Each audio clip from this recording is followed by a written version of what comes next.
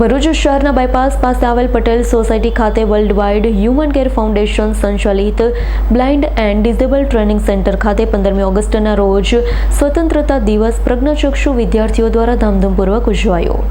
ભરૂચ શહેરના બાયપાસ પાસે આવેલા પટેલ સોસાયટી ખાતે world wide human care foundation સંચાલિત blind and disable training centre ખાતે 15મી ઓગસ્ટના રોજ 78મો સ્વતંત્રતા દિવસ પ્રજ્ઞાચક્ષુ વિદ્યાર્થીઓ દ્વારા ધામધૂમપૂર્વક ઉજવાયો છે। આ અવસરે સંસ્થામાં ઉપસ્થિત મહેમાનો શાહિદભાઈ કુરેશી, સંસ્થાના ટ્રસ્ટી જાવેદભાઈ પટેલ તેમજ સૈયદ રિયાઝ, અબ્દુલ્લા મોહમ્મદ અને ઇનાયત પટેલ હાજર રહ્યા। સાથે સાથે સંસ્થાના સ્ટાફ મેમ્બર પણ આ પ્રસંગે હાજર રહી કાર્યક્રમને વિશેષ બનાવ્યો હતો।